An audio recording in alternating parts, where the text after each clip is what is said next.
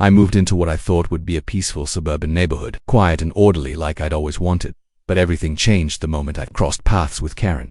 She was the type who strutted around like she owned the entire street, spouting off fake HOA rules and organizing what she claimed were community patrols that felt more like intimidation squads. At first I thought she was just one of those overly involved neighbors, the kind who nitpick yard heights and mailbox colors, but I quickly realized she had taken her authority to a disturbing level. One morning I was jolted awake by a loud pounding on my front door, the kind of pounding that makes your stomach drop before your feet hit the floor. Rushing to the hallway, I peeked through the blinds and saw two people standing at my doorstep, dressed in matching uniforms with bold letters across their shirts, reading HOA Police. Their badges looked cheap, almost like costume props, but their expressions were all business. Confused and irritated, I opened the door just a crack.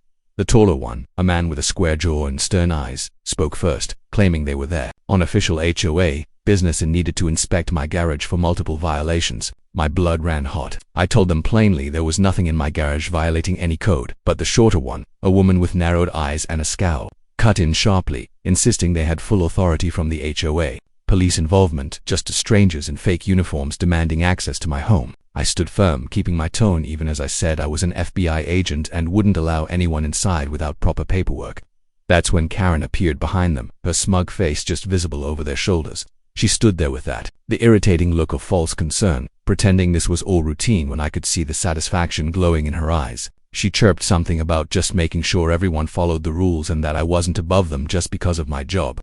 The female officer spoke again, saying they'd received reports of strange activity coming from my garage. Karen chimed in, claiming she'd heard noises late at night, suggesting I might be hiding hazardous materials or worse. My fists clenched at the ridiculousness of it all, but I kept my cool, knowing full well this was a setup. Then the male officer pulled out a piece of paper, supposedly an official notice, but it was clearly something printed at home.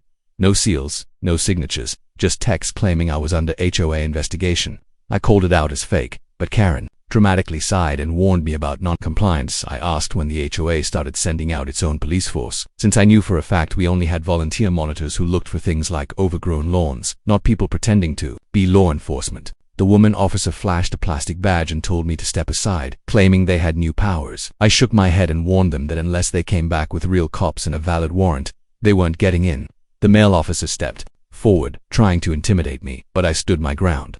Karen was loving every second of it, tossing out snide remarks about me thinking I was above the law. Then my phone buzzed in my pocket. It was my boss, calling earlier than ever. My stomach flipped. I told the fake officers to wait as I stepped back inside and answered.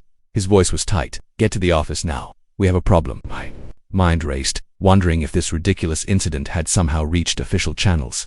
When I returned to the door, the fake cops were still standing there with Karen looming behind them. I told them I had to go. The woman officer warned me not to leave or I'd be marked uncooperative. Karen added fuel to the fire by implying I was trying to run away. I snapped back, reminding her that no one here had the authority to detain me. The man raised a pair of zip ties like he planned to cuff me, but I warned him again that impersonating law enforcement was a serious crime. They didn't budge. Karen told me to smile for the record as the woman took a photo of me, furious but not reckless. I stood my ground, told them one last time to leave, then slammed the door after they finally backed away. My phone buzzed again, another urgent message from my boss. I had to leave, even as my thoughts spun with worry. As I drove off, I spotted their fake cruiser parked at the end of the street with its lights off, and Karen's car nowhere in sight. It hit me that she might be off spinning lies to the neighbors already. I kept checking my rearview mirror, paranoid the fake cops might follow. But it wasn't them I had to worry about. Not really. Whatever had shaken my boss into calling me this early had to be worse than Karen's stunt. And I was already beginning to understand that this wasn't just neighborhood drama anymore. This was a full-blown setup, and someone, maybe more than one person, was working hard to push me over the edge. I reached the FBI field office feeling like I was walking into a second ambush, only this time I didn't even know who the attackers were. My boss was waiting in the hallway with a face like a thundercloud, arms crossed, jaw tight. "You took your sweet time," he snapped, then turned and walked briskly into his office. I followed and shut the door behind me, pulse still racing from everything that had just happened at home. He didn't waste a second. "Local authorities filed a complaint about your behavior this morning. They claim you threatened enforcement officers." I blinked in disbelief. "You mean those fakes in knockoff uniforms?" I asked. "They weren't real cops. They were part of some bogus HOA patrol." He stared at me hard. "They submitted a report. It's typed, formal, includes your address, photos, the whole thing. Someone's gone to the trouble of making this look very official." My stomach dropped. I explained what happened as calmly as I could. The uniforms, the fake badges, Karen standing behind them like the puppet master. He didn't interrupt, just listened, arms folded. When I finished, he sighed heavily. I don't care if they were real or fake, this has escalated. Higher-ups want to know why an agent is being flagged by local authority structures, even if unofficial. He looked genuinely exhausted. Keep your head down, don't engage, and gather anything that proves what you're saying. If more reports land on my desk, I won't be able to protect you. Nodding, I left the office, my skin crawling. On my way out, my phone buzzed with a text from a blocked number. Better watch your step. We know who you are. I stared at it, stunned. The intimidation was no longer just public, it was getting personal. The rest of the day was a blur of tense silence. Even in the field office I could feel eyes on me. A few coworkers cast glances, my way not hostile but uncertain, as if they weren't sure what rumors were true and what weren't. Before leaving for the day, I ran into Davis in the break room. He pulled me aside, his voice low. Word is you're on thin ice, he said, glancing around. You might want to keep a low profile. Karen's been bragging. I think she's feeding stuff to someone. My mind reeled. You mean someone? Here, Davis shrugged. She knows people. That's all I'll say. I left the building with my nerves on fire. As I turned into my street, I noticed a strange SUV parked near my house. It had tinted windows and no visible plates. I parked, kept my eyes on it, and walked inside without turning my back. The engine stayed off, but I had a gut feeling someone inside was watching. I locked my door and pulled the curtains. Within minutes, another email pinged, this time from Internal Affairs. They were requesting a formal explanation for the morning altercation. The citation attached to the message looked identical. The one those fakes had waved in my face, phony, but official looking enough to confuse someone who didn't know better. That's when I realized just how dangerous this had become. Karen hadn't just called in a favor. She'd found a way to blur the line between fake and real, using fabricated authority and feeding it into legitimate channels. She wasn't with just harassing me, she was sabotaging my reputation. The next morning I stepped outside to collect the mail and saw that same cruiser idling down the block again. Its lights were off, but it didn't move even after I walked back inside. I tried calling the official HOA number printed on one of our old newsletters, but it went straight to voicemail. Then my email to them bounced back. The neighborhood, the website hadn't been updated in over a year. Karen had managed to cut off every avenue of formal communication. I decided to call Officer Alvarez, someone I knew from a previous joint task force. He'd always been solid. I explained the situation, the impersonators, the intimidation, and Karen's role. He said he'd look into the plates and see who they belonged to. If they were tied to a private company, he said, there was a good chance these officers had no real authority. Meanwhile, things on the block kept spiraling. One afternoon, my neighbor Tamara knocked on my door, pale and trembling. She handed me a notice someone had left on her porch, a fine for unauthorized paint colors, complete with a threat of eviction if she didn't pay within 10 days. I skimmed the text. It matched the same bizarre wording Karen's goons had used on me. Tamara looked terrified. I called the HOA, but nobody answers. Is this even real? I shook my head. No, it's a scam. Don't pay them. But she looked away. I can't afford to risk it. If they can shut down your job, what chance do I have? The worst part was, I couldn't argue. At the bureau, my boss was already tired of hearing my name. Another summons came that week. More reports, he said, tapping a thick folder on his desk. You're losing the benefit of the doubt. I showed him screenshots, recordings, copies of fake citations, but his face didn't change. You need to shut this down or you're out. That night, I spotted Karen watching from her driveway as I pulled into mine. I walked straight over. This stops now, I told her, voice firm. She smiled that smug smile I'd come to hate. I'm just doing what's best for the neighborhood. Before I could answer, one of her fake officers walked over, told me to move along. We have business with Miss Karen. I looked at him square in the face.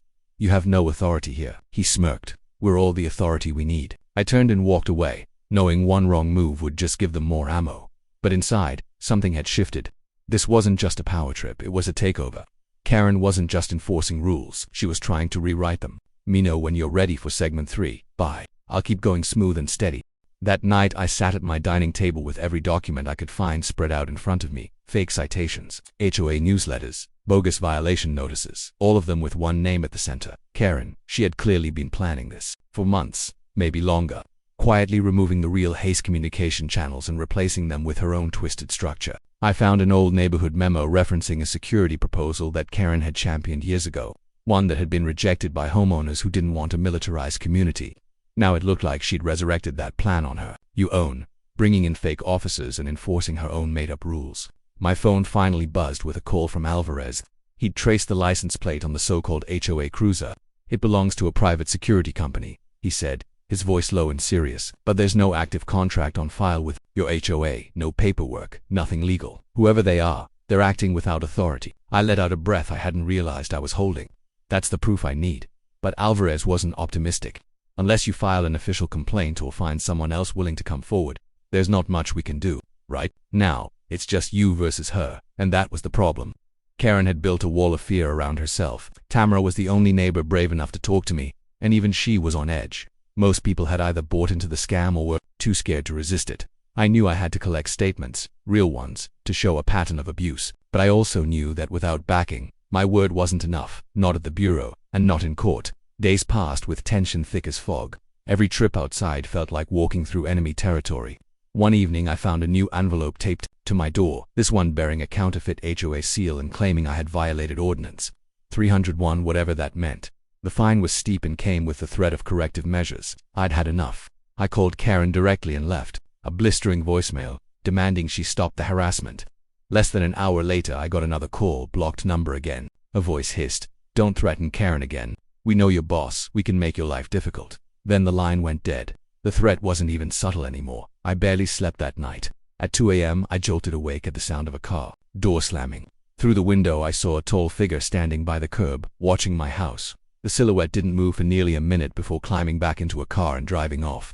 The next morning I was summoned to the FBI office. Again, my boss looked even more drained than before. "I've got a dozen formal complaints from your neighborhood," he said, dropping a folder onto his desk. Accusations of threats, property damage, harassment, all signed, all official looking.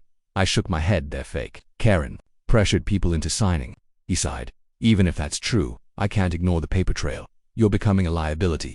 The words hit me like a punch. I explained that Karen was impersonating law enforcement, making up charges, even forging HOA documents. "I believe you," he said, "but I need more than stories. Prove it, fast, or internal affairs will take over." I left his office feeling like the walls were closing in. Karen wasn't just undermining my credibility, she was actively building a case to get me fired. Back home, I kept spotting that same fake cruiser parked a few houses down, engine off, windows dark. The intimidation wasn't subtle anymore.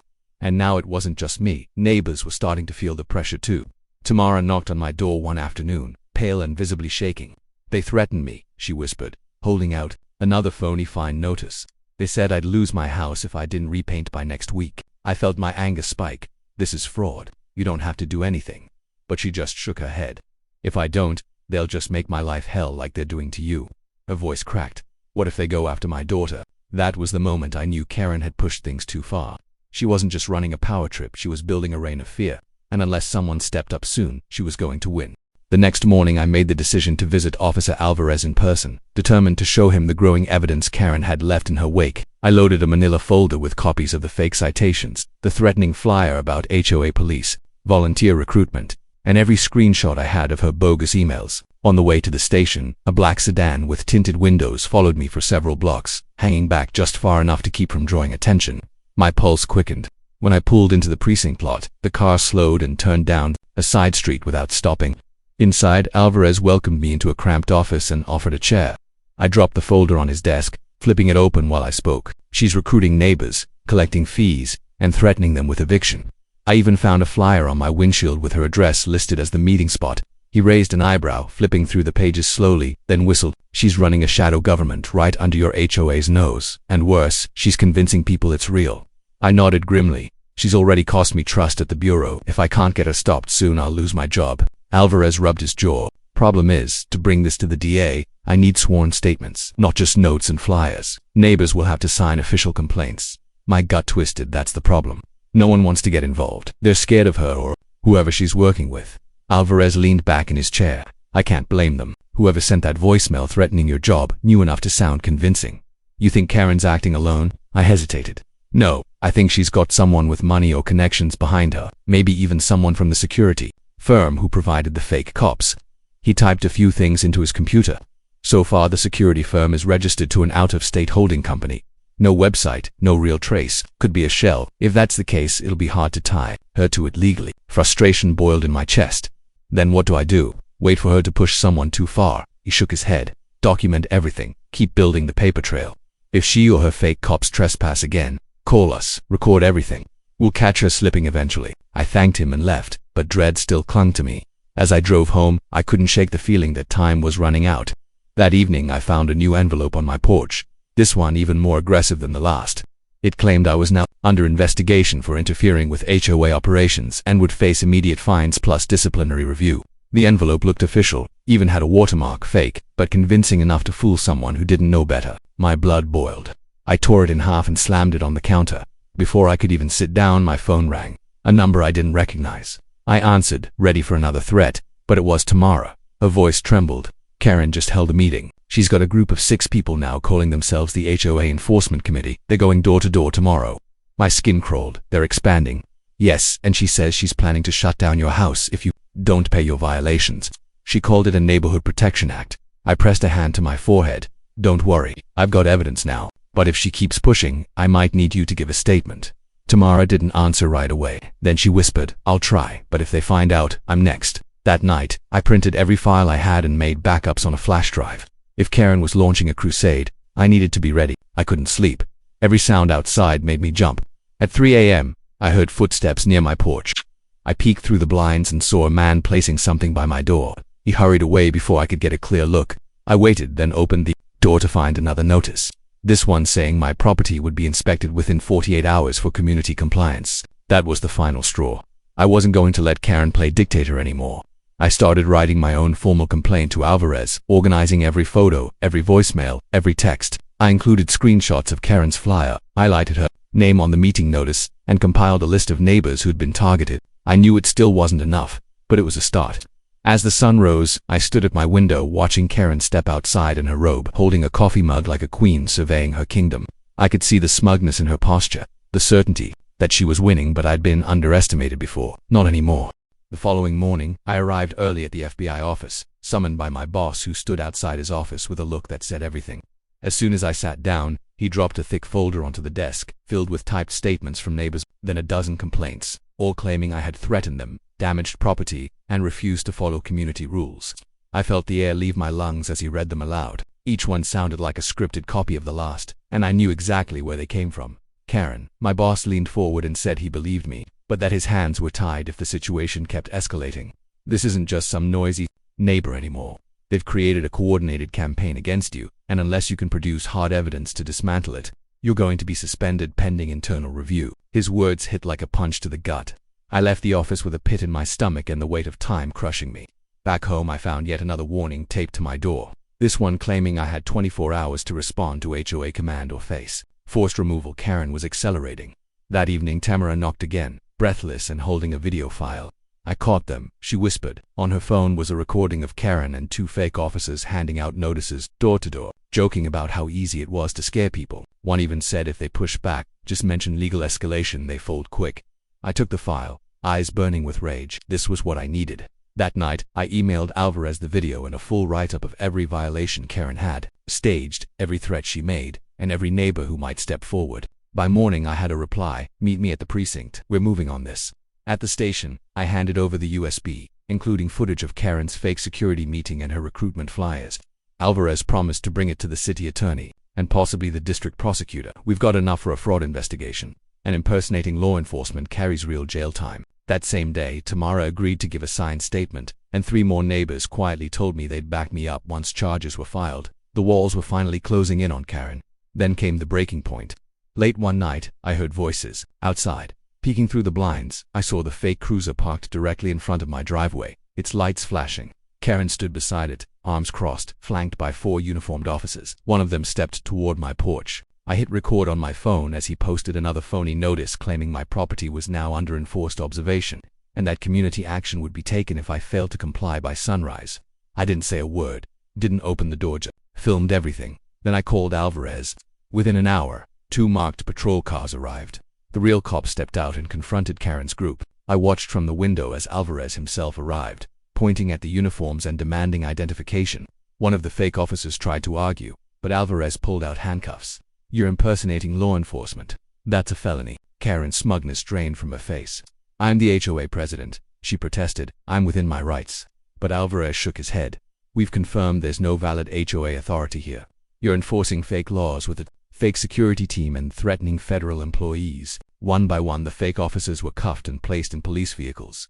Karen stood frozen on the sidewalk, speechless. When Alvarez turned to her, she finally spoke. "You don't understand. I'm trying to keep order. This neighborhood was falling apart." "No," he said coldly. "You were trying to take control, and now you're facing criminal charges." She was taken into custody without another word. In the following days, a citywide notice was posted alerting residents that the security force claiming to represent the Maplewood Estates HOA had been shut down due to criminal fraud and impersonation. An investigation revealed Karen had created shell accounts, redirected HOA funds for personal use, and operated without board approval for over a year. Every fine issued under her fake authority was nullified. I was cleared at the bureau, reinstated without further review. My boss offered a formal apology and quietly admitted, "You were right. We just didn't see how deep this went." Karen's fall was swift and humiliating. Her house went up for sale, her security team dissolved, and the neighborhood finally breathed again. Tamara and I began working with a new volunteer board to rebuild trust, and slowly, things returned to normal. But I never forgot how close it came to collapsing, how one woman, drunk on power, nearly destroyed my life and the peace of an entire street. Now, every time I pass that empty house at the end of the block, I'm reminded that no title, no badge, and no voice is above the law, not even I drove home late in the day, feeling emotionally drained, every nerve in my body frayed from the relentless pressure.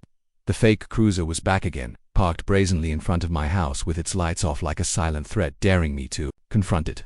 I stepped out of my car and walked straight toward it, tired of feeling cornered, ready to face whoever sat behind that tinted glass. The window rolled down just a sliver, and a cold voice hissed from the shadows, "Back off, or you'll regret it." That was all I needed to hear. I stepped back, not because I was afraid, but because I was angry and ready. Karen's web of control was growing thicker by the day, and her phony enforcers were getting bolder. My career was hanging by a thread, and my once quiet neighborhood felt like a war zone. But I was done waiting. The next morning I drove to FBI headquarters, my pulse thudding as I walked through the doors. The atmosphere inside had shifted. Agents who once greeted me now avoided eye contact. Rumors were spreading like wildfire. I passed by hushed conversations, catching my name here and there, until an unfamiliar agent met me at the lobby and escorted me to the conference room. Inside, a panel of senior officials sat with stern faces, my boss standing behind them with arms crossed and a heavy expression. An older agent began without preamble, listing the complaints against me: claims of threatening behavior, refusals to comply with neighborhood laws, misconduct. I leaned forward, trying to sound composed. "Those aren't real authorities," I said. "They're a private group Karen assembled. They have no jurisdiction." A steel-eyed woman lifted a thick file and said flatly, "We have sworn statements from over 10 neighbors. They say you've harassed and bullied them." I opened my mouth to argue when the door swung open, and to my disbelief, in walked Karen. Not in her usual sweater and jeans, but dressed in a sleek suit with a leather briefcase clutched in her hand. She smiled demurely and introduced herself as a representative of the community, carrying documents on behalf of her volunteer enforcement group. I was too stunned to speak. She laid out reports, fabricated, I knew, with citations, false records of noise complaints, break-ins, and accusations of suspicious behavior linked to my house. I interrupted, trying to explain this was all part of her scam, that she'd strong-armed residents into these claims. But she didn't flinch. With polished confidence, she stated I had refused to cooperate with their neighborhood safety initiative and implied I was a rogue agent undermining local peace. And then came the bombshell. One of the panelists mentioned Karen's family connection and asked her to disclose it on record. With a small smile, she said, "Yes, my uncle is the deputy director of the bureau." I felt the blood drain from my face. That name carried weight in our agency. It explained everything: her access, the speed of the complaints, the silence from HOA leadership, the shutdown of communications. She had a direct line to the top. I tried to keep my composure, insisting I had digital evidence, screenshots, emails, the name of the unlicensed security company she was using, but the panel was visibly rattled. The same steely woman leaned forward and said, "Agent, if you want to clear your name, you'll need hard proof of criminal activity." I nodded tightly, barely able to breathe. Karen stood confidently by the door, her arms folded, murmuring as she passed, "Better watch your step." The meeting adjourned with a promise of an internal affairs investigation into both me and the alleged group. But I left the room feeling more trapped than ever. My boss caught up with me in the hall and muttered, "I didn't know she had ties to the deputy director. This just got complicated. We'll try to help, but you need to play this smart." I left the building feeling like my feet were sinking into wet cement. The system I'd served for years had been turned against me by a woman who knew exactly how to pull its strings. When I finally got home, I barely had time to breathe before Tamara texted me in a panic, there at my door. "I'm scared." I bolted out, running across the street toward her house, where the fake enforcers were on her porch, pounding their fists and shouting demands. One barked, "Open up or we'll mark this as another violation." Rage flooded my system. I stepped into the light and said, "That's enough." The officer sneered, recognizing me. "You again. You're in no position to interfere." I pulled out my badge. "I'm FBI. You're done intimidating people." But they didn't back down. Instead, one of them pulled out a citation form and pushed it toward Tamara, demanding she sign it, and accused me of harassment. My heart dropped. This was their tactic: turn neighbors against me to sink my credibility. I stood my ground, refusing to let them bully her, when suddenly Officer Alvarez appeared out of nowhere. He'd come to check on things, thankfully off duty and ready to help. He asked the fake officers for ID, and when they flashed their fake badges, he shut them down immediately. "That's not valid. Let's see real licenses or you're both coming in for questioning." The officers paled and began retreating. One snarled at me before they climbed into their fake cruiser and took off. Alvarez caught the plate and muttered, "We'll see where this leads." But I knew one thing: Karen had finally overplayed her hand, and the cracks in her operation were beginning to show. Tamara was visibly shaken after the confrontation, her hands trembling as she poured us both glasses of water inside her living room. She sat down heavily on the couch, her voice low and tight. "They told me if I didn't sign that paper, face legal action, that they'd fine me into foreclosure."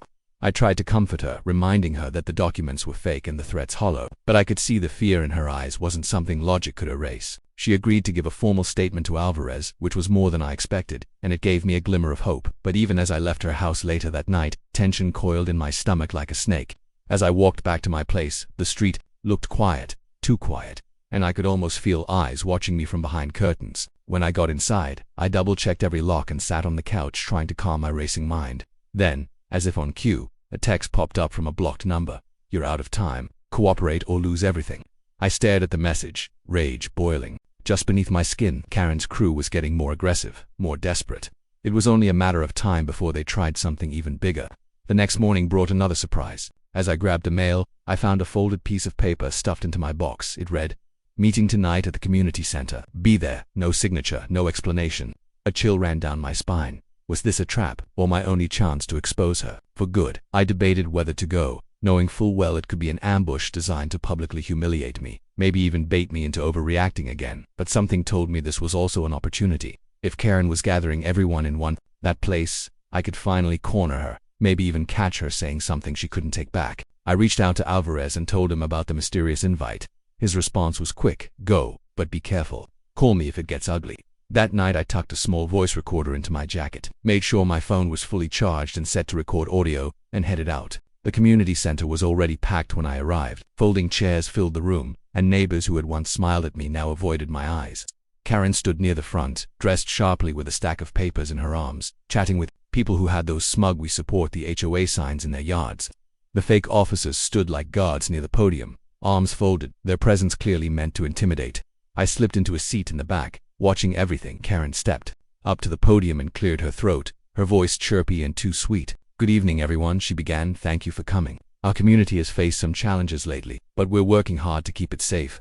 Applause broke out from a few rows, but many people stayed quiet, tense. She continued, painting herself as a hero for forming the HOA police to maintain order, emphasizing how her efforts were about preserving safety and property values. I could barely sit still.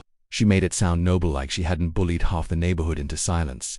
"Unfortunately," she said, casting a quick glance toward me, "some residents have refused to comply with our community standards." My blood started to boil. That's when I stood up. "That's a lie," I said, my voice cutting through the murmurs. Karen's smile twitched. "Excuse me," she said, tilting her head. I walked down the aisle, heart pounding. "Your so-called HOA police aren't official. They're a private security group with no contract, no license, no authority. You're running a scam, Karen." A few gasps broke out. Karen's composure wavered for just a moment. One of the fake officers stepped toward me. I raised my badge. "Touch me and you'll be facing federal charges." The man stopped, hesitating. I turned to the crowd. "Karen has been issuing fake citations, collecting illegal fines, and intimidating anyone who questions her. She even tried to force Tamara here into signing a false statement against me." Eyes turned toward Tamara, who nodded from her seat, voice shaking as she said, "It's true." I held up my phone, displaying screenshots of Alvarez's research. "Here's proof. The company these men work for is unlicensed and has no agreement with our HOA." More whispers erupted. One man in the front row looked shocked. "Karen, is this true? Are they not real security?" Karen stammered. "They're volunteers. I've trained them. It's all community supported. Volunteers can't issue legal fines." I shot back. "They can't detain people, and they sure as hell can't threaten residents for money." I pointed to the table beside her where she'd laid out forms. "Let's see those citations. I guarantee none of them are real." Some neighbors surged forward, grabbing papers. and examining them, there's no seal, one woman said. No board signatures. This one isn't even dated, another man muttered. Karen snatched at the documents. These are confidential, she barked, but it was too late. One of the fake officers peeled away from the wall, mumbled something, and slipped out the door. The tension was electric. Then Alvarez stepped in. He entered the room with quiet authority and a badge shining under the lights. "Stay calm, everyone," he said, his voice firm. "We're opening an investigation into illegal enforcement and unauthorized fines." Karen's face went bone white. "This is harassment. I have powerful family," she started, but no one was listening anymore. Alvarez walked straight up to her. "You need to come with me for questioning." "I won't," she snapped. "I know my rights." "Then you'll be arrested," he replied without blinking. Slowly, her shoulders slumped and she allowed him to cuff her as he led her out. A collective murmur of disbelief filled the room. People started realizing just how badly they'd been duped. Tamara walked up to me, her voice soft. "You did it," she said, her eyes wide with relief. I nodded, not trusting myself to speak yet. The neighborhood had just woken up, and Karen's fake empire was finally starting to collapse. The days following Karen's arrest were a whirlwind of disbelief, paperwork, and whispered apologies from neighbors who had once avoided eye contact with me.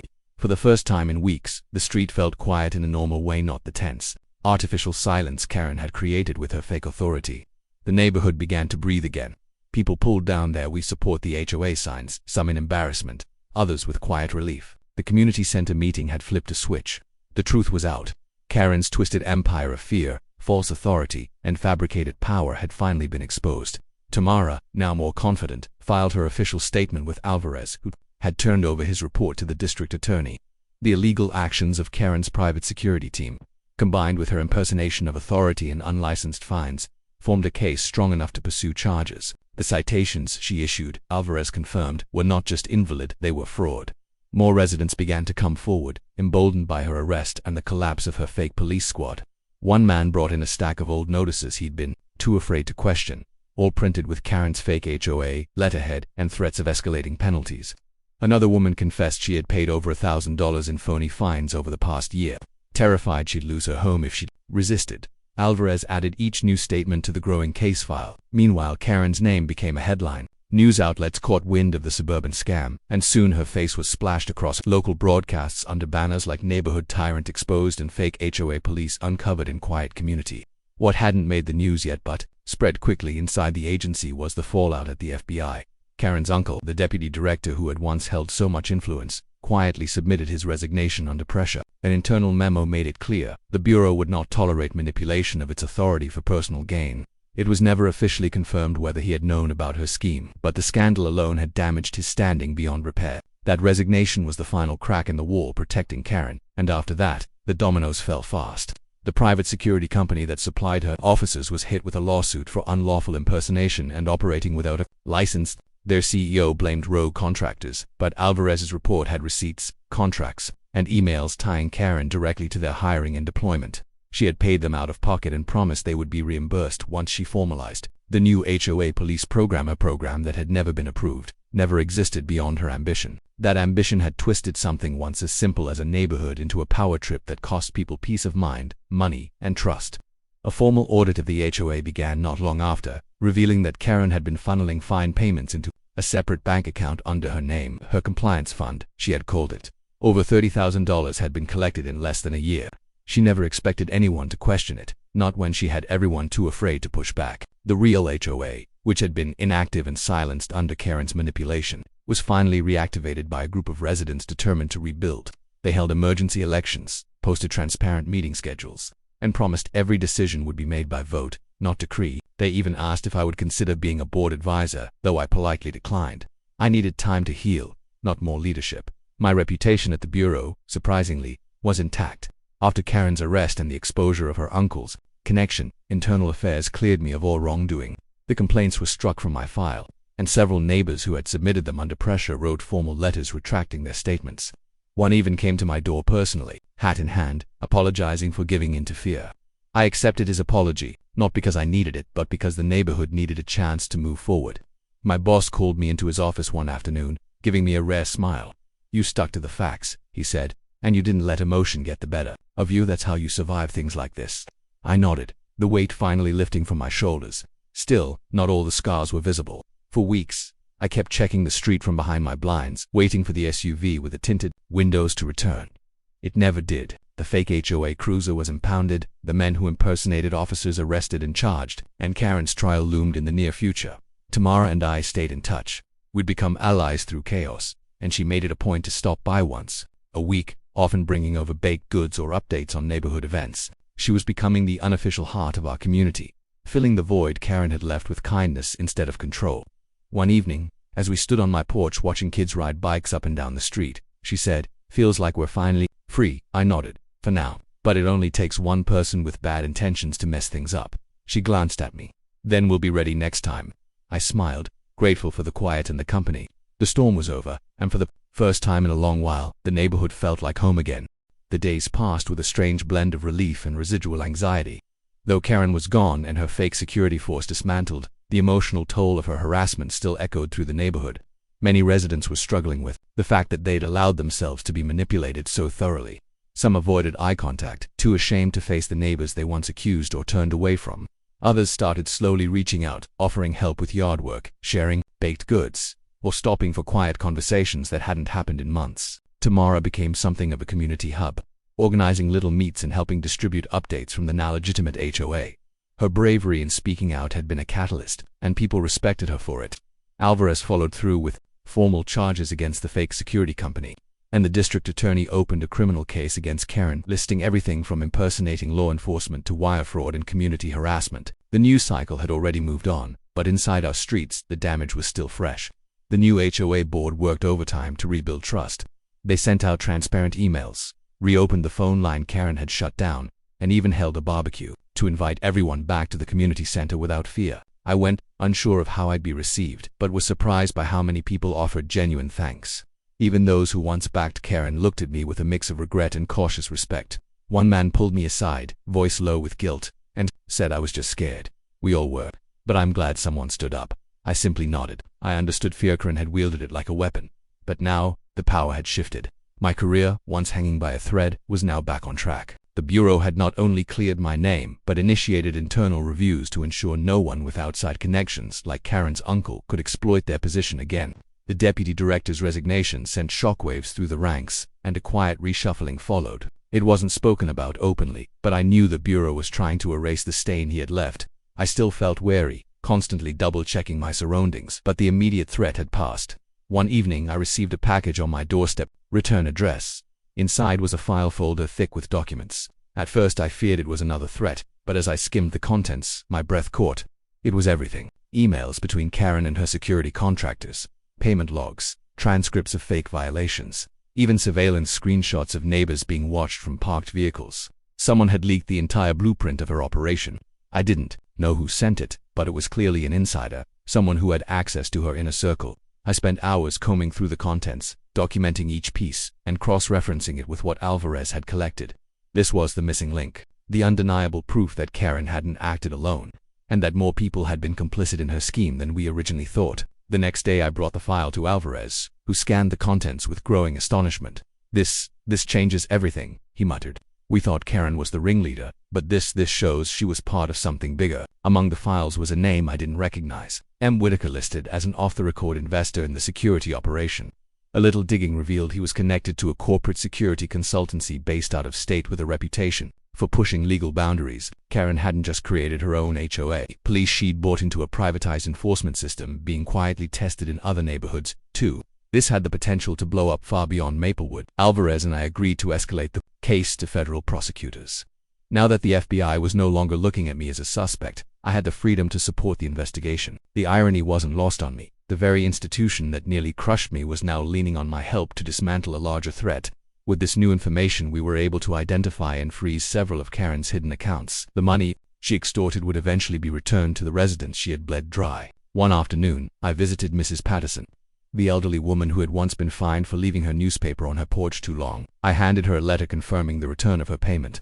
She read it slowly, tears welling in her eyes, and whispered, "Thank you." It was a small moment, but it meant everything. The neighborhood was healing, and little by little, people began to believe in their own voices again. We learned a hard lesson about complacency, about fear, and about the danger of unchecked authority. Karen had turned neighbors into enemies, created a system where doubt replaced trust, and nearly destroyed everything this community was supposed to be. But in the end, the truth won. It took courage, patience, and more stress than I ever anticipated. But we did it. We took back our block.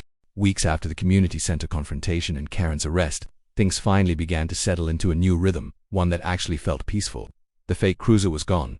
The fake officers were under indictment, and the real HOA was operating with transparency for the first time in years.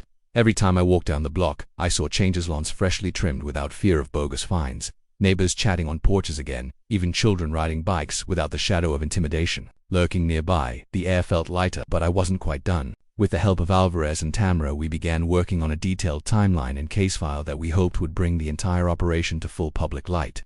The documents I'd received anonymously had been turned over to federal prosecutors, and a grand jury was forming. Karen's scheme, it turned out, wasn't just limited to our neighborhood. There were 3 other communities under investigation, all with similar reports of sudden HOA enforcement popping up with fake officers and unclear financials. She had used our quiet suburb as a testbed, and it almost worked. One evening, I got a call from a reporter working on a piece for a national outlet. He wanted to interview me about what it felt like being targeted in your own home by people wearing badges that didn't mean anything. I hesitated at first, but eventually agreed. The story needed to be told, not just for us, but for every neighborhood that could fall victim to a scheme like Karen's. The article was published under the headline, "The HOA That Never Was," and it went viral. The flood of responses was overwhelming. People from across the country reached out with their own horror stories of neighborhood bullies, fake power grabs, and overreaching HOA boards. What we went through was not unique, and that made me realize something deeper had to change. At Tamara's suggestion, we organized a neighborhood forum not just for our block, but open to nearby communities as well.